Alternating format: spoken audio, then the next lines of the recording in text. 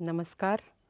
मध्य प्रदेश शासन संस्कृति परिषद द्वारा संयोजित गमक श्रृंखला के अंतर्गत साहित्य अकादमी द्वारा आयोजित आज हम देखेंगे मैथिली शरण गुप्त द्वारा लिखित नाटक का नाट्य रूपांतरण, जिसे संजय मेहता जी ने हमारे लिए किया है।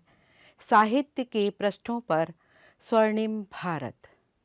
मित्रों, इस नाटक में जो लोग पार्टिसिपेट कर रहे हैं उनके बारे में बताने से पूर्व मैं आपको ये बताना चाहूँगी कि यह बात मानी हुई है, हमारा देश भारत संस्कृति, शिक्षा, कला और कौशल के रूप में विश्व प्रसिद्ध था, लेकिन धीरे धीरे इसमें कमी आती जा रही है। यदि हम उसे व्युत्पत्ति कहें तो अनर्थाना होगा। मित्रों, इसे पुनः उसी रूप में लाने के लिए हमें प्रयास करने पड़ेंगे और यह प्रयास उसी के अंतर्गत एक छोटी सी शुरुआत है। मैथिली शरण गुप्त द्वारा लिखित नाटक स्वर्णिम भारत भारतीय मानसिकता का एक नाटक है, जिसका हमारे लिए नाट्य रूपांतरण किया है संजय मेहता जी ने। मित्रों, नाटक से पूर्व मैं आमंत्रित करना चाहूँगी साहित्य अकादमी के निदेशक डॉक्टर विकास दवे जी को कि वे आकर अपना स्वागत वक्तव्य दें।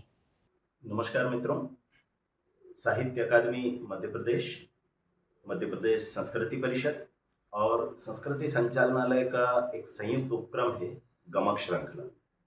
हम सब जानते हैं कि इन दिनों कला और साहित्य से जुड़े कार्यक्रम ऑनलाइन गमक श्रृंखला के माध्यम से ही आप सब तक पहुंच रहे हैं। आज गमक श्रृंखला के अंतर्गत हम संजय मेहता जी की एक नाट्य प्रस्तुति देखने वाले हैं। संजय मेहता जी एक जाना माना नाम रंगकर्म का। विशेष करके उल्लेखनीय यह भी है कि फिल्मी दुनिया में भी अनेक फिल्मों में उन्होंने अपने निर्देशन का जादू बिखेरा है। लंबी फहरिस्त है फिल्मों की, लेकिन उन सब की चर्चा करने की आवश्यकता नहीं। लेकिन रंगकर्म के हजारों विद्यार्थी संजय मेहता जी को अपना गुरु मानते हैं।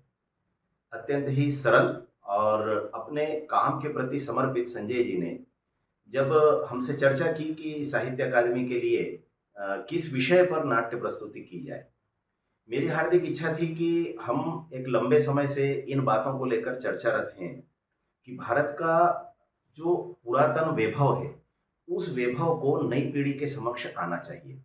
और इसलिए मैंने अपने प्राचीन स्वर्णिम भारत की आभा बिखेरने वाले विषय को नाट्य प्रस्तुति का मूल विषय बनाने का आग्रह उनसे किया था।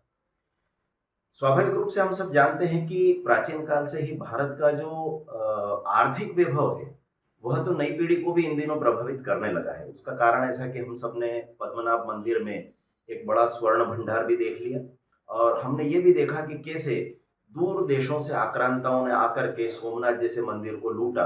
आज भी उसकी दीवारों पर जिन हीरे जवाहरात को चुन चुन करके निकाला गया था दीवारों से, उनके छेद हम सबका मन उद्वेलित करते हैं। लेकिन क्या भारत केवल इस आर्थिक वैभव के कारण से पूरी दुनिया में जाना जाता था? बिल्कुल नहीं।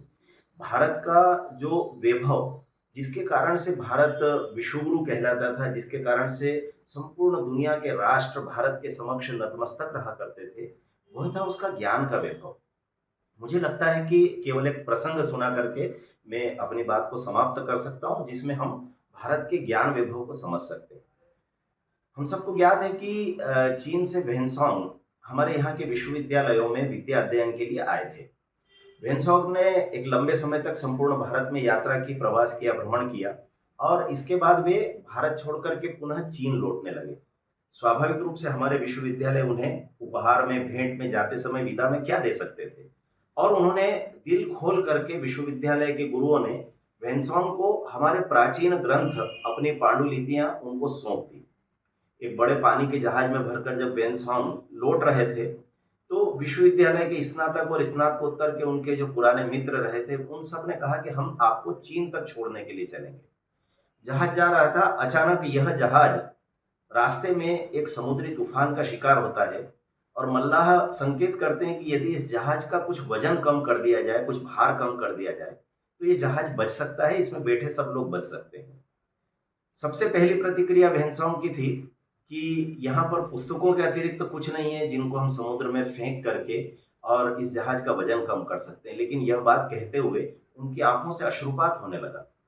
तब अचानक देखते ही देखते संकेत किया उन सारे स्नातक और स्नातकोत्तर मित्रों ने, और बिना किसी ने कोई एक दूसरे से बातचीत किए धड़ाधड़ जहाज से समुद्र में छलांग लगा दी और अपने प्राणों की आहुति दे दी। जहाज का वजन कम हुआ, जहाज बड़ी आसानी से उस तूफान से बाहर निकला। वेन्सॉन्ग अपने देश पहुंचे भारत की ज्ञान परंपरा का संदेश लेकर के, किंतु इस ज्ञान परंपरा के संरक्षण के लिए जिन लोगों ने अपने प्राणों की आहुति दी थी, उन सबको भी हम स्मरण करें। आज का यह पूरी जो नाट्य प्रस्तुति का खंड है, इसमें भारत की ऐसी ही वैभवशाली परंपराओं के दर्शन हम सब लोग करने वाले हैं। आइए आनंद लेते हैं आज के इस नाट्य का, जिसमें संजय मेहता जी के निर्देशन में हम सब के सामने एक दृश्य प्रस्तुत होगा, और वह दृश्य होगा स्वर्णिम भारत का। आइए भारत माता की जय बोलते हुए, वंदे मातरम का जयगान करते हुए इस नाट्य प्रस्तुति को देखते हैं। तो ये थे डॉक्टर विकास दवे, साहित्य अकादमी के निदेशक। मित्रों, अब बारी है उनकी जो इस नाटक में आपके सामने मंच पर आएंगे। रंजना तिवारी जी, प्रदीप अहिरवार जी, रीना बिष्ट जी, मोहम्मद फैज़ान जी, हरीश शर्मा जी, सौरभ श्रीवास्तव जी, नरेश जाटव जी, मेघ आकाश जी, प्रिया राजभर जी, पलक रामुसे जी, बालकृष्ण पाल जी, अथर्फ राय जी, और कई ऐसे व्यक्ति हैं जो मंच से परे इनका साथ देंगे। मंच व्यवस्था में है मोहम्मद फैज़ान जी, मंच परिकल्पना में प्रदीप अहिरवार जी, मंच सामग्री नरेश, सौरभ, मेघ आकाश जी, वेशभूषा हरीश, पलक, रीना, प्रिया, संगीत देंगे मोहम्मद रहीम उद्दीन, और ध्वनि एवं वाद्य यंत्र पर रहेंगे रवि राव जी। रूप सज्जा में रहेंगे मोहम्मद फैज़ान और हरीश शर्मा जी। प्रकाश परिकल्पना एवं नियंत्रण करेंगे कमलेश कुमार वर्मा जी। और जैसा कि आप और हम जानते ही हैं, यह जो नाटक है वो लिखा है राष्ट्रीय कवि मैथिली शरण गुप्त जी ने। मित्रों, तो आइए देखते हैं हम यह प्रस्तुति।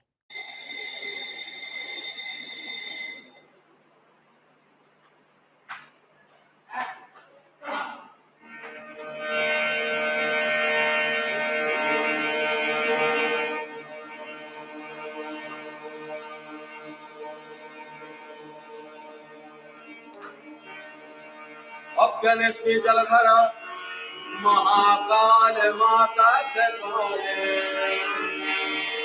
स्थातव्यं ते नयन विषयं यावद येति भानु कुर्वन् संध्या बलिपटहता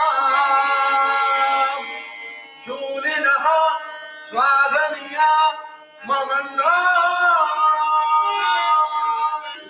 फलमविकलं लप्सयसे गर्जिता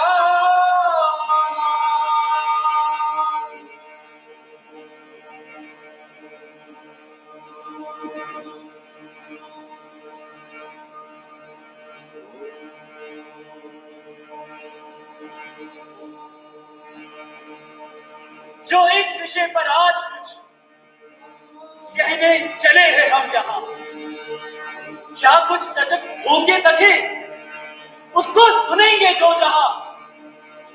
हम कौन थे, क्या हो गए और क्या होंगे अभी। आओ विचारे आज मिलकर ये समस्याएं सभी। यद्यपि हमें इतिहास अपना प्राप्त पूरा है नहीं, हम कौन थे इस ज्ञान को फिर भी अधूरा है नहीं।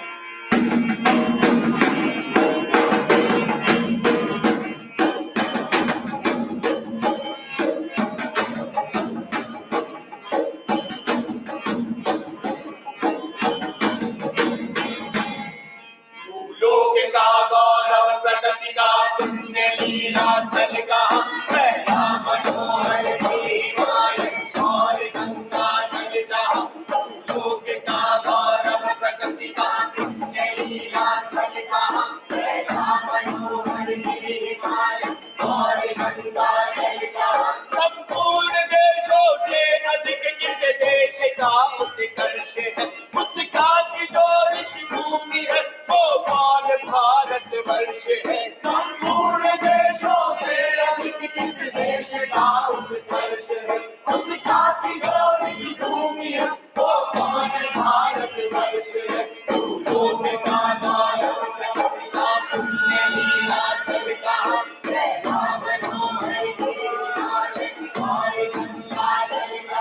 अवध्य भारत वर्ष ही संसार का सिरमौर है, ऐसा पुरातन देश कोई विश्व में क्या और है। अवध्य भारत वर्ष ही संसार का सिरमौर है, ऐसा पुरातन देश कोई विश्व में क्या और है। लोक का गौरव प्रकृति का पुण्य लीला सब कहा,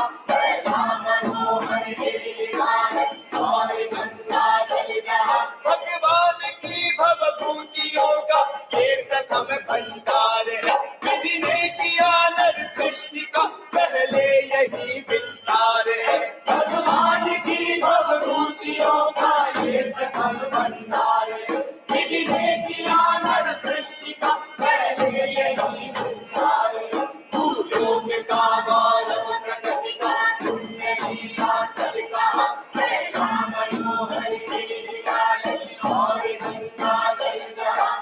पुण्य भूमि प्रसिद्ध है, इसके निवासी आर्य है, विद्या कला कौशल्य सबके जो प्रथम आचार्य है। ये पुण्य भूमि प्रसिद्ध है, इसके निवासी आर्य है, विद्या कला कौशल्य सबके जो प्रथम आचार्य है।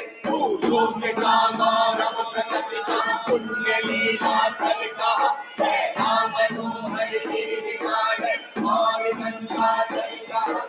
लोक का गौरव प्रकृति का पुण्य लीला सब कहा, राम मनोहर गिरिराज। शिव शांतिमय शोभा जहां भव बंधनों को खोलती, हिलमिल रगों से खेल करती, सिंघनी थी डोलती, स्वर्गीय भावों से भले ऋषि होम करते थे जहां, उन ऋषि गणों से ही हमारा था हुआ उद्भव यहाँ। उन पूर्वजों की कीर्ति का वर्णन अतीव अपार, गाते नहीं उनके हमें गुरु, गा रहा संसार। वे धर्म पर करते निछावर, दृढ़ समाज शरीर थे, उनसे वही गंभीर थे, पर वीर थे ध्रुवधीर थे। उनके अलौकिक दर्शनों से दूर होता पाप था, अति पुण्य मिलता था, तथा मिलता हृदय का ताप था। उपदेश उनके शांति कारक थे, निवारक शोक के, सब लोग उनका भक्त था, वे देशी लोग थे।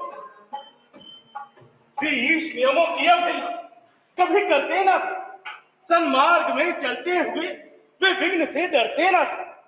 अपने लिए वे दूसरों का हित कभी हरते ना थे, चिंता प्रपूर्ण अशांति पूर्वक वे कभी मरते ना थे। वे मोह बंधन मुक्त थे, स्वच्छंद थे, स्वाधीन थे, संपूर्ण सुख संयुक्त थे। वे शांति शिखर आसीन थे, मन से, वचन से, कर्म से वे प्रभु भजन में लीन थे। विख्यात ब्रह्मानंद नद के वे मनोहर मीन थे। चित्रकूट महिमा में कही महा मुनि गाई, आए नहाए सर्ग पर ये समेत तुम भाई। बोल सियावर रामचंद्र की जय, पवन सुत हनुमान की जय। अमरनाथ किन्नर विसिकारा, चित्रकूट आए सिकारा। अमरनाथ किन्नर विसिकारा,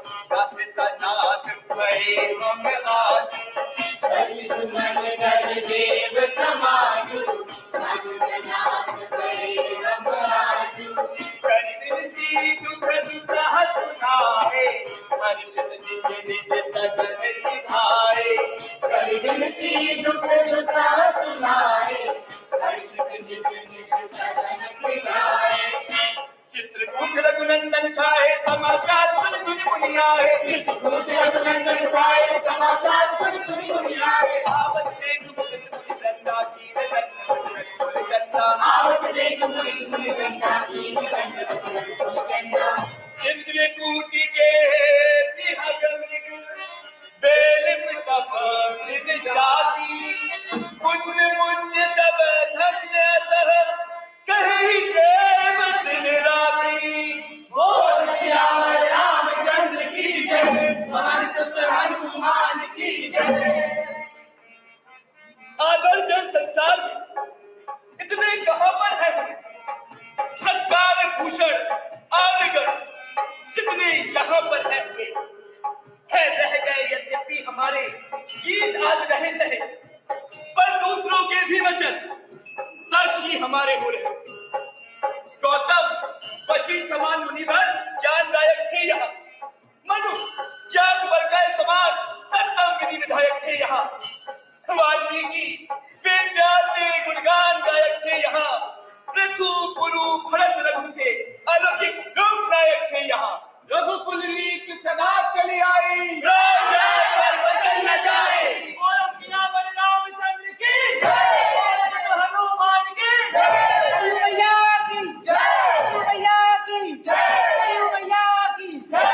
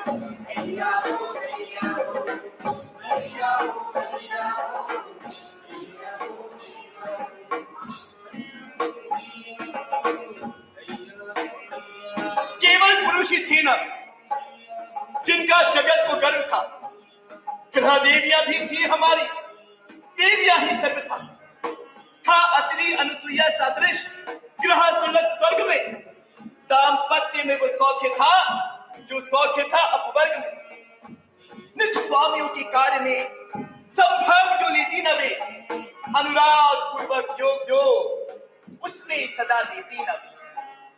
तो फिर कहाती किस तरह अर्धांगिनी सुकुमारियां, तात्पर्य ये अनुरूप ही थी नरवरों की नारी। हारे मनोहर पुत्र को फिर बल जिन्होंने था दिया, रहते जिन्होंने नव वधू के सुत विधा स्वीकृत किया, मूंदे रही दोनों नयन आमरण गांधारी जहां, पति संग दमयंती स्वयं वन वन फिरी मारी जहां। यूं ही जहां की नारियों ने धर्म का पालन किया, आश्चर्य क्या फिर ईश ने जो दिव्य बल उनको दिया।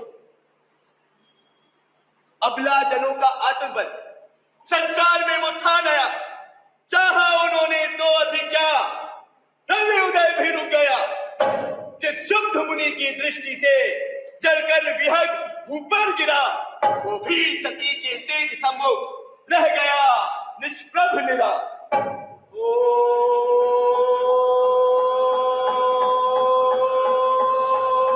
नमः शिवाय।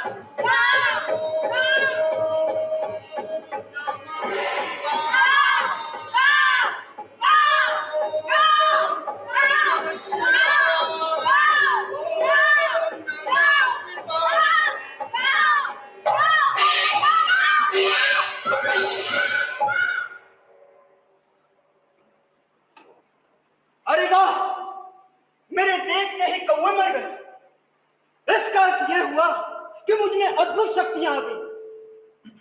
चलो गांव चलकर भिक्षा मांगी जाए।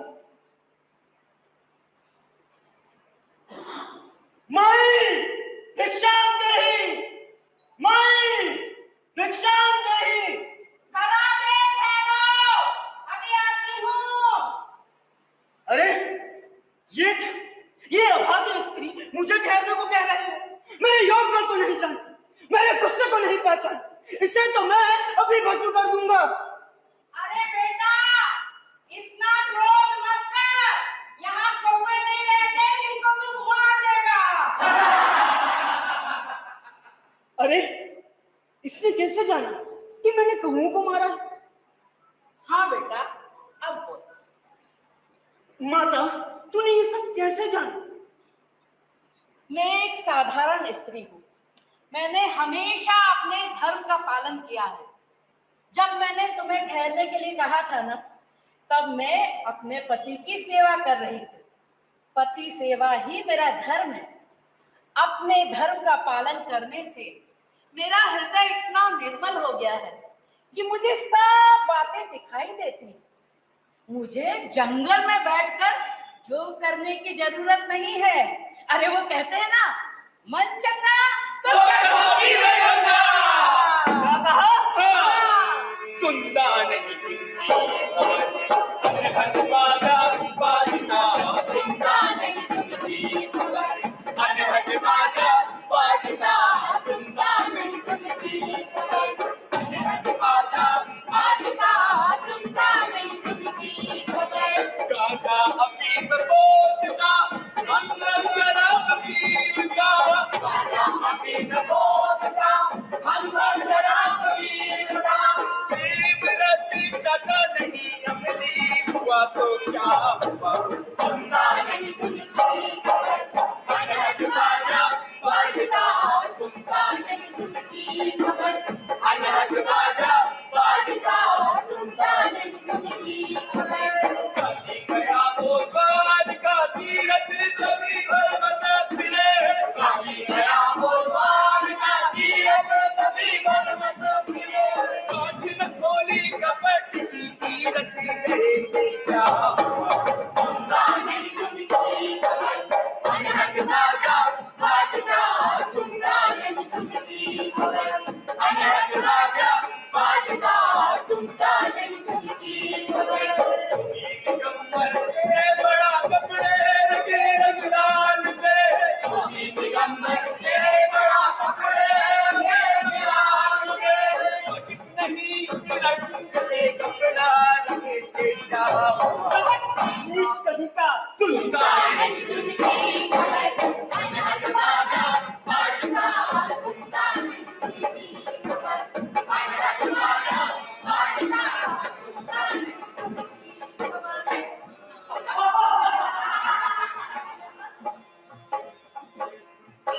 शैशव दशा में देश प्राया, जिस समय सब व्याप्त थे, विशेष विषयों में तभी हम प्रौढ़ता को प्राप्त थे।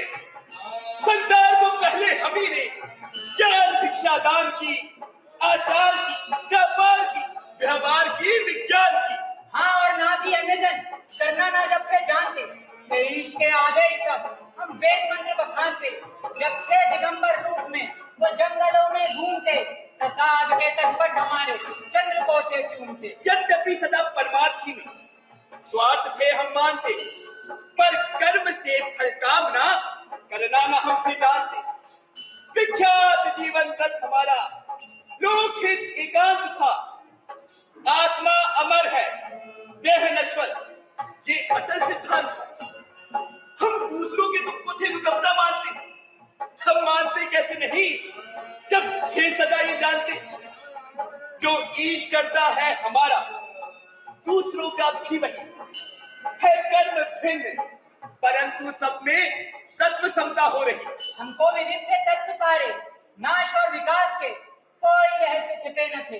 पृथ्वी तथा आकाश के जो थे हजारों वर्ष पहले, जिस तरह हमने कहे, विज्ञान वेता अब वही सिद्धांत निश्चित कर रहे। था कौन ईश्वर की सिवा जिसको हमारा सिर झुके? हाँ, कौन ऐसा स्थान था जिस पर हमारी गति रुके? ठीक है, ये ठीक है कि पश्चिम बहुत ही कर रहा उत्कर्ष है, पर पूर्व पुरुष का यही प्रवृत्त भारतवर्ष है। जाकर विवेकानंद सम कुछ साधु जन इस देश से करते उसे कृत्य है, अब भी अतुल उपदेश से। अमेरिकी बहनों और भाइयों, आपके इस स्नेह और जोरदार स्वागत से मेरा हृदय अपार हर्ष से भर गया। मैं आपको दुनिया के सबसे पौराणिक ऋषियों की तरफ से धन्यवाद देता हूं। मैं आपको सभी धर्मों की जननी की तरफ से धन्यवाद देता हूं और मैं आपको सभी जाति संप्रदाय के लाखों करोड़ों हिंदुओं की तरफ से धन्यवाद देता हूं। मेरा धन्यवाद उन वक्ताओं को जिन्होंने इस मंच से यह कहा कि दुनिया में सहनशीलता का विचार सुदूर पूर्व के देशों से फैला है। मुझे गर्व है कि मैं एक ऐसे देश से हूं जिसने दुनिया को सहनशीलता और सार्वभौमिक स्वीकृति का पाठ पढ़ाया। हम सिर्फ सार्वभौमिक सहनशीलता में विश्वास नहीं रखते हैं, बल्कि हम विश्व के सभी धर्मों को सत्य के रूप में स्वीकार करते हैं। मुझे गर्व है कि मैं एक ऐसे देश से हूं जिसने सभी देशों के सताए गए लोगों को शरण दी। मुझे यह बताते हुए गर्व हो रहा है कि हमने अपने हृदय में उन इजराइलियों की शुद्धतम स्मृतियों को बचाकर रखा है, जिनके मंदिरों को रोमनों ने तोड़ तोड़कर खंडर बना दिया और तब उन्होंने दक्षिण भारत में शरण ली। मुझे इस बात का गर्व है कि मैं एक ऐसे धर्म से हूं जिसने महान पारसी देश के अवशेषों को शरण दी और उन्हें अभी भी बढ़ावा दे रहा है। भाइयों, मैं आपको एक श्लोक की कुछ पंक्तियां सुनाना चाहूंगा जिसे मैंने बचपन से स्मरण किया है और दोहराया है, और जो आज लाखों करोड़ों लोगों द्वारा हर दिन दोहराया जाता है। जिस तरह विभिन्न धाराओं की उत्पत्ति विभिन्न स्रोतों से होती है, उसी तरह मनुष्य अपनी इच्छा के अनुरूप अलग अलग मार्ग चुनता है। वो देखने में भले सीधे या टेढ़े मेढ़े लगे, पर सभी भगवान तक ही जाते हैं। वर्तमान सम्मेलन, जो कि आज तक की सबसे पवित्र सभाओं में से है, स्वयं में गीता में बताए गए सिद्धांत का प्रमाण है कि जो भी मुझ तक आता है, चाहे किसी भी रूप में, मैं उस तक पहुंचता हूं। सभी मनुष्य विभिन्न मार्गों पर संघर्ष कर रहे हैं, जिसका अंत मुझ में है। सांप्रदायिकता, कट्टरता और इसके भयानक वंशज हठधर्मिता लंबे समय से पृथ्वी को अपने शिकंजे में जकड़े हुए। इन्होंने पृथ्वी को हिंसा से भर दिया। कितनी बार ये धरती खून से लाल हुई है, कितनी सभ्यताओं का विनाश हुआ है और कितने देश नष्ट हुए। अगर ये भयानक राक्षस नहीं होते तो आज मानव समाज कहीं ज्यादा उन्नत होता, पर अब इनका समय पूरा हो चुका है। मुझे पूरी उम्मीद कि आज इस सम्मेलन का संग्राम सभी हठधर्मिता, हर तरह के कलेश, चाहे वो तलवार से हो या कलम से, हर एक मनुष्य जो एक ही लक्ष्य की तरफ बढ़ रहे हैं कि बीच की दुर्भावना का विनाश करे।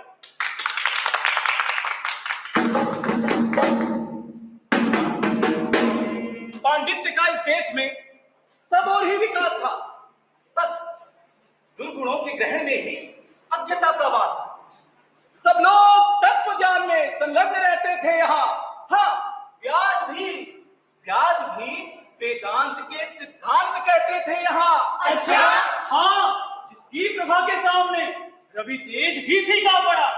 आध्यात्म विद्या का यहाँ आलोक फैला था बड़ा। मानस कमल सबके यहाँ दिन रात रहते थे खिले। मानो सभी जन ईश की ज्योतिष छटा में थे मिले। अच्छा? हाँ, समझा प्रथम किसने जगत में गूढ़ सृष्टि महत्व को, जाना कहो किसने प्रथम जीवन मरण के तत्व को, आभास ईश्वर जीव का केवल्य तक किसने दिया। सुन लो, प्रतिध्वनि हो रही, ये कार्य आर्यों ने किया। अच्छा? हाँ, हम वेद वाक्य विद्या, ब्रह्म विद्या विज्ञ थे, नक्षत्र विद्या, शस्त्र विद्या, भूत विद्या विज्ञ थे, नीति विद्या, राशि विद्या, पितृ विद्या में बड़े, सर्पादि विद्या, देव विद्या थे पढ़े। अच्छा? हाँ, आए नहीं थे स्वप्न में भी जो किसी के ध्यान में। वे प्रश्न पहले हल हुए थे एक हिंदुस्तान में, सिद्धांत मानव जाति के जो विश्व में वितरित हुए, बस भारतीय तपोवनों में थे प्रथम निश्चित हुए। अच्छा? हाँ, थे योग बल से वश हमारे, नित्य पांचों तत्व, मृत्यु में वो शक्ति थी, रक्ताना जो अमृत देवी, संसार पत्नी वो हमारी गति कहीं रुकती न थी, विस्तृत हमारी आयु चिरकाल तक चुकती न थी। अच्छा हाँ, जो शम उठा कर यत्न से कि जाए खोज जहां तक, विश्वास है तो आज भी योगी मिले से यहाँ। अच्छा हाँ, वो मनहा साक्षी विद्या की विलक्षण साधना, वो मैस मिलतम की महत्ता, प्रेत चक आराधना, आश्चर्यकारक और भी वे आधुनिक बहुविद्या, कहना बता है हे हमारे योग की लघु सिद्धियां। अच्छा हाँ, फैला यही से ज्ञान का आलोक सब संसार में, जागी यही की जग रही जो ज्योति अब संसार में।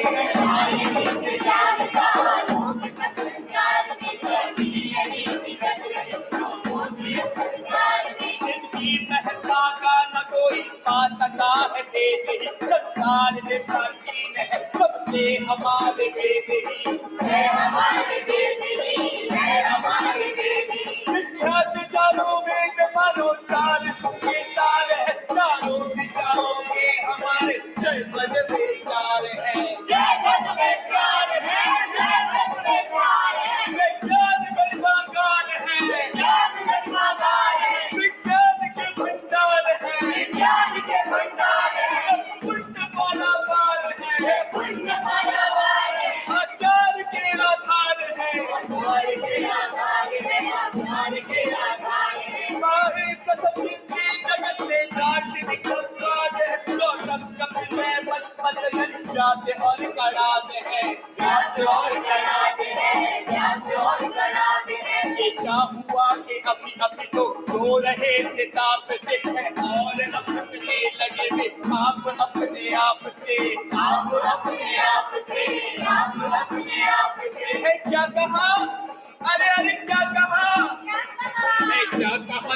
चेतना पर आ गई उनको हंसी की काश भवन के वो हमारा में फंसी।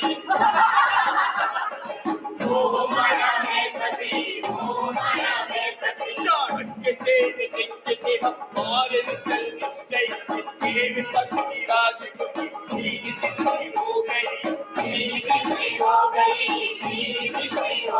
हाँ, विष्णु शता ने खड़े जिनको सचमुच कर दिया, कहकर कहानी जड़ को पूर्ण पंडित कर दिया।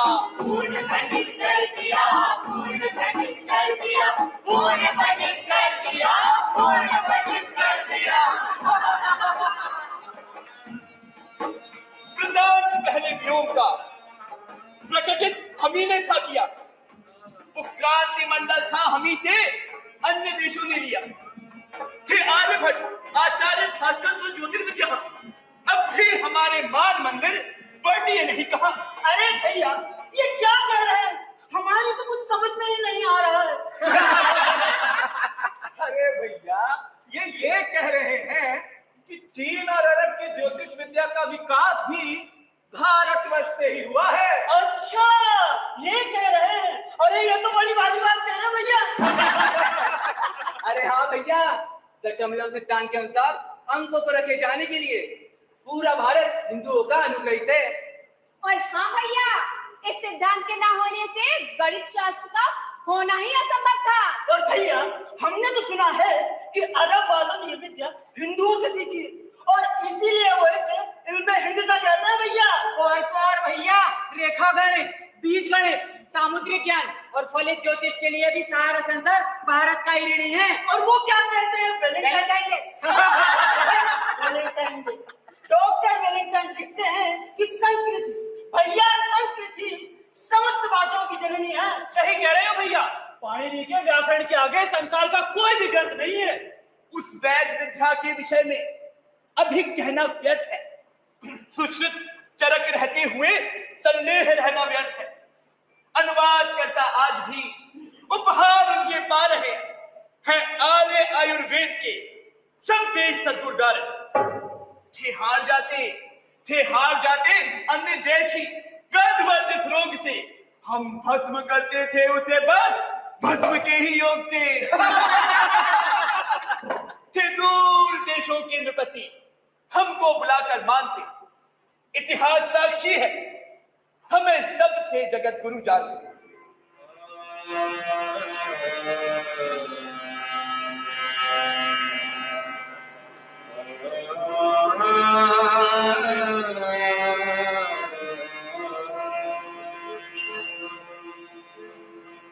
कविवर शेक्सपियर तथा होमर सदा सम्मान्य, विख्यात फिरदौसी सदृश कवि और भी अन्यान्य है, पर कौन उनमें मनुष्य मन को मुक्त इतना कर सके? वाल्मीकि, वेद व्यास, कालिदास जितना कर सके।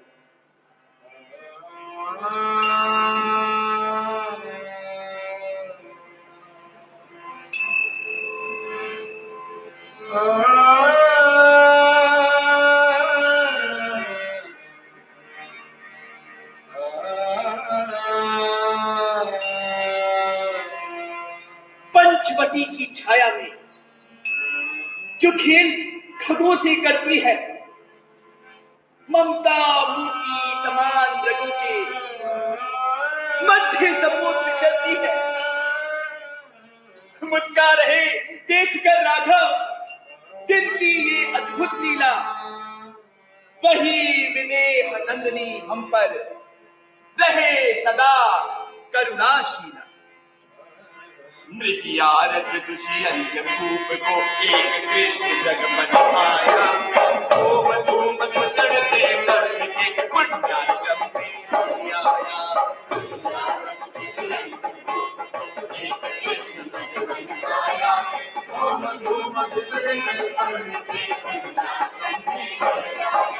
मृग के बदले मृगनैनी को वहाँ महीपति ने पाया, और यहाँ श्री कालिदास ने चवन सुधारस बरसाया।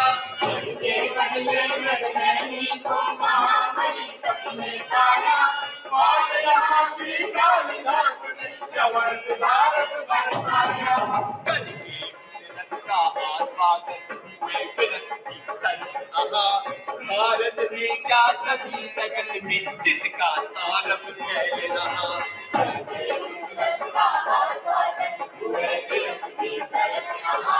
भारत में क्या सभी जगत में जिसका सारभ फैल रहा। नूतन पद्य पात्र ये उसी सुर से किया गया, अहो भाग्य है यदि इसमें वो एक बूंद भी लिया गया। नूतन पद्य पात्र ये उसी सुर से किया गया, अहो भाग्य है यदि इसमें वो एक बूंद भी लिया गया। पहुंची शकुंतला जब प्रिय के निकट हस्तिनापुर में, उठने लगी भावनाएं तब बहुविध उसके दिल। देखो आर्यपुत्र मुझसे मिलकर अब क्या कहते हैं, हृदय न शंकित तुझ पर वो सदा सदैव रहते हैं। किंतु प्रिय होकर भी प्रिय ने निर्दयता दिखलाई, हाय शापवश दुर्वासा के सुधना प्रिया की आई। तो भी उचित समाधान नृप से मुनि शिष्यों ने पाया, कुशल प्रश्न हो जाने पर यूं गुरु संदेश सुनाया। तुमने जो मेरी बेटी का पानी ग्रहण किया है, उसको हर्ष और सुख पूर्वक मैंने मान लिया। शकुंतला सत्क्रिय मूर्ति और तुम हो सज्जन पुरुषाली, मिटी याद विधि की वो निंदा, अनमिल जोड़ी बाजी। हमें तपस्वी जान और निष्कुल श्रेष्ठ समझकर सजनों पाए बिना ही तुमने प्रेम किया जो इस पर, तो सभी रानियों के सब इसे मानते रहना। भाग्यहीन विशेष भाव पर उचित नहीं कुछ कहना। यूं कहकर मुनि शिष्य हुए जब मौन नृपति के आगे, तब विस्मय के भाव शापवश उसकी उर्मी जागी। सकचित से ये क्या रहस्य है? यही वचन वो बोले, शकुंतला नलनी पर मानो बड़े अचानक बोले। कहा शारंग राव ने तब, ये क्या है? तुम ये क्या कहते हो? शंक नहीं होती सतियां भी पिता के में रहते, अतः बंधुजन यही चाहते हैं, लोकाचार समझकर पति स्नेह बिना भी प्रमदा, स्त्रियां रहे प्रिय के घर। क्या मेरा ब्याह हुआ था इससे। हाय, अब क्या था शकुंतला को आशा रहती जिससे, पर बोली गौतमी, बच्चे अब लज्जा मत माने। ला घूंघट खोलूं मैं, जिससे तुझे पति पहचाने। चंद्र सा निकला घन से और फैल गया उजियाला। शाप विभस भी नृप के मन पे बड़ा प्रभाव निराला। त्यागना और स्वीकारना कुछ भी ना किया गया नरवर से। ओस भरे कलकुंज कुसुम के वो हो गए भ्रमर से। लज्जा की लाली फैली थी, भोहें तनिक चढ़ी थी, ग्रीवा नीचे थी पर आंखें नृप की ओर बढ़ी थी। कहती थी मानो वे उनसे, क्या क्या हमको छोड़ोगे? अरे पुत्र, 2 दिन पीछे ही क्यों क्यों छोड़ोगे? चित्र लिखे से रहे देखते नृप दोनों द्रग खोले। कहने पर फिर मुनि शिष्यों के वे धीरे धीरे बोले, याद नहीं आता है कि साथ ब्याह का होना। हे ऋषियों, क्या समुचित है मुझे धर्म का खोना?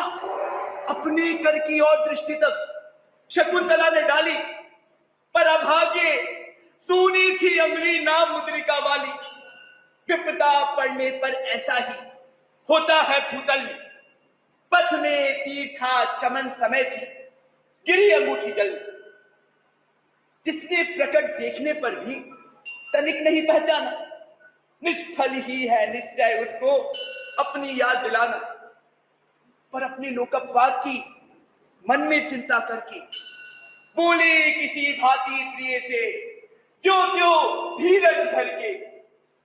पियाना था उस दिन जब मेरे नृप ने तुमसे पानी, मुझसे पानी पीने पर तब भी तुमने ये बात बखानी।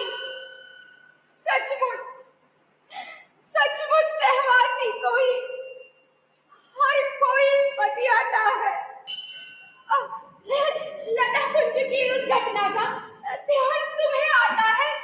होता है यूं ही प्रियजनों का मरना। मुझे समझ चाहती है क्यों तू यूं दूषित करना? यादा को छोड़ नदी जो खेत पिट भी गिराती, वो अपना पानी बिगाड़ कर छवि सीना हो जाती।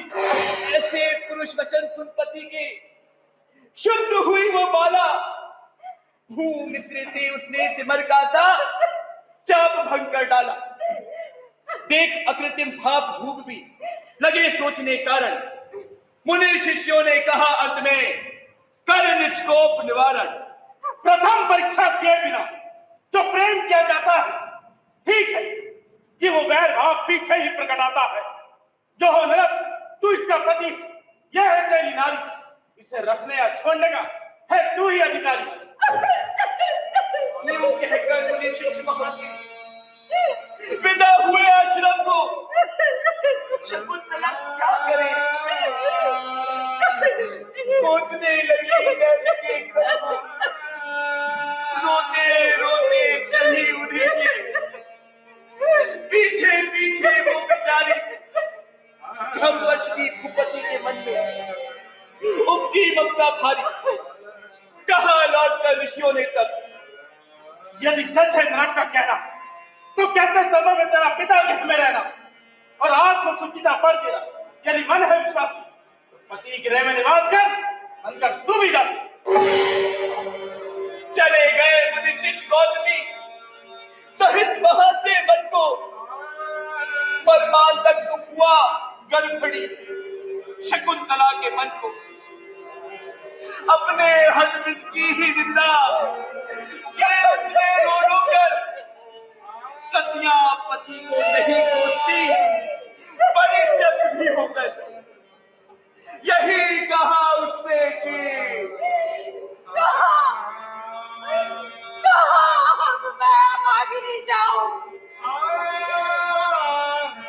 हे मातरनी, छोड़ दे मुझे। मैं तुझमें अभी समाऊं। मैं तुझमें अभी समाऊं।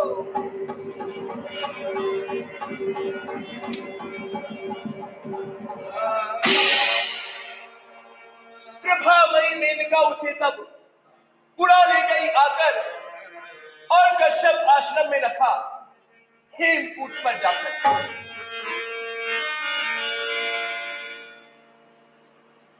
अभिनय कला के सूत्रधार भी आदि से ही आ रहे हैं। प्रकटेश मुनि से शास्त्र के आचार्य हैं। संसार में अब भी है हमारी अपूर्व शकुंतला, है अन्य नाटक कौन उसका सामना कर सकता भला। तुम देखो हम नट करे सब तुम्हारी रंगभूमि में, कहो कौन सा रूप धरे, कहो कौन सा रूप धरे। हमारे संगे जाने हम कोई भी सब भरे। देखो हम नाट्य करे, देखो हम नाट्य करे, तुम्हारी रंगभूमि में कहो कौन सा रूप धरे, कहो कौन सा रूप धरे। कैसे बोले हंसते बोले अनाया बोले हमारे सखी से गुजरे। देखो हम नाट्य करे, देखो हम नाट्य करे, ना तुम्हारी रंगभूमि में कहो कौन सा रूप धरे, कहो कौन सा रूप धरे। हमारी बातें हमारी बारी तुम्हारी मारो तो हम न करे।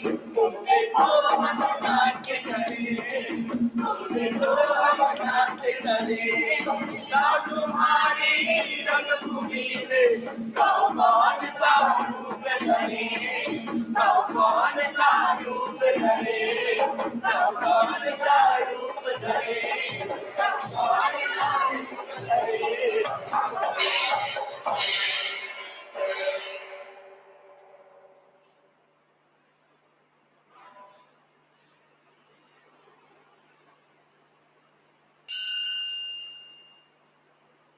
अब लुप्त सी जो हो गई, रक्षित ना रहने से यहां सोचो तन कौशल्य की इतनी कलाएं थी कहां।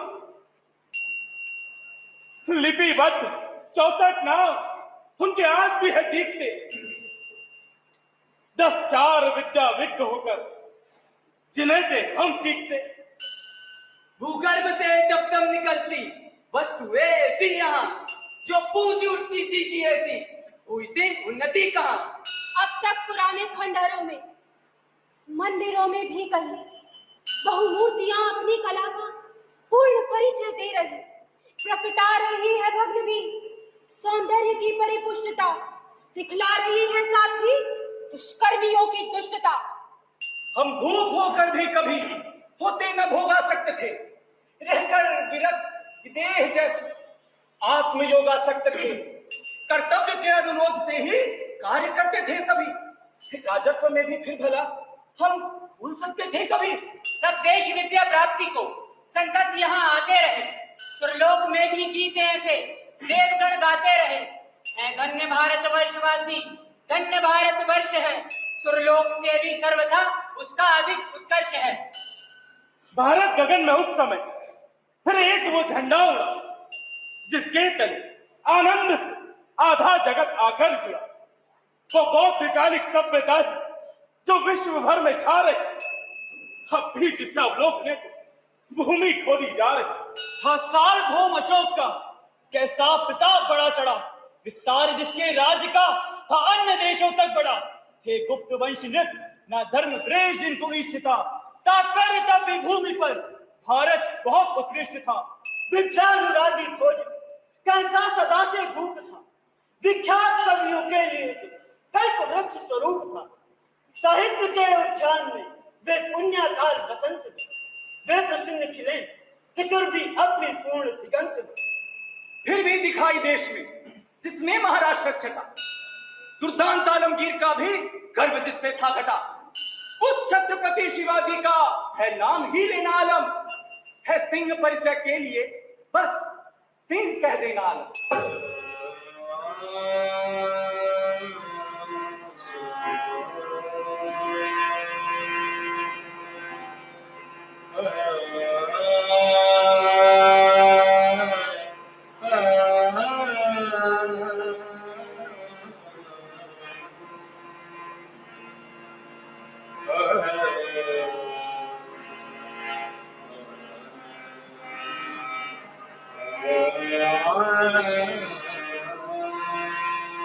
अतीत नहीं,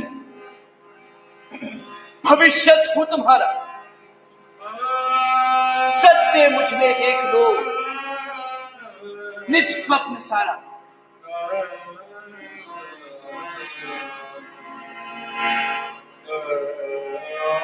पर हाय, अब भी तो नहीं निद्रा हमारी टूटती, जाने कैसी कुटे में है जो अब भी नहीं है छूटती।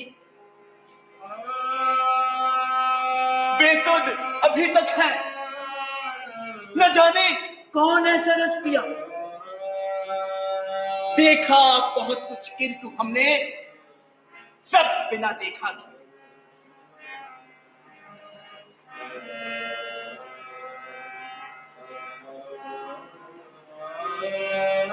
हाँ देव, अब वो दिन कहां और वो रातें कहां है। काल की खाते कि कल की आज है बातें कहां। क्या थे क्या हुए हम, जानता बस काल है। भगवान जाने काल की कैसी निराली चाल है।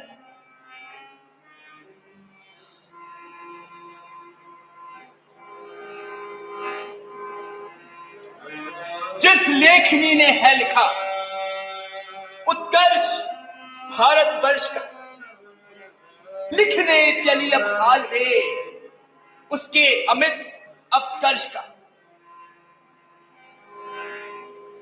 जो कोकिला नंदन विपिन में प्रेम से गाती रही, दावाग्नि दग्धारण्य में रोने चली है अब वही।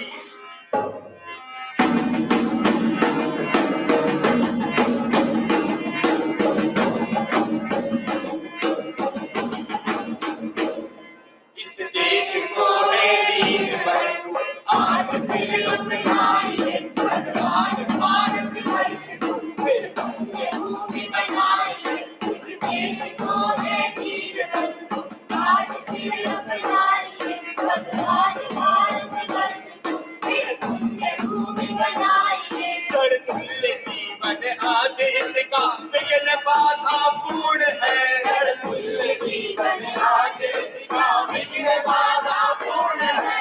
अवलंब देकर विघ्न हर कहलाइए।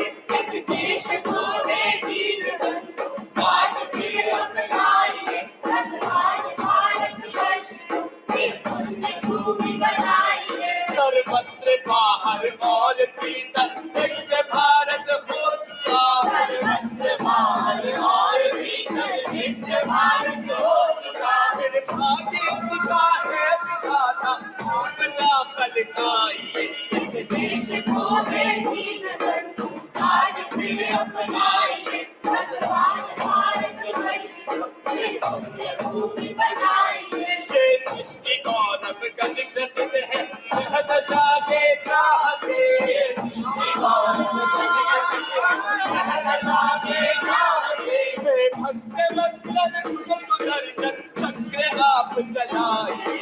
इस देश को है वीर बंधु आज फिर अपनाइए, भगवान भारत वर्ष को फिर पुण्य भूमि बनाइए। किसके शरण होकर रहे अब तुम बिना गति कौन है। किसके शरण होकर रहे अब तुम बिना गति कौन है। हे देव वो अपनी दया फिर एक बार दिखाइए।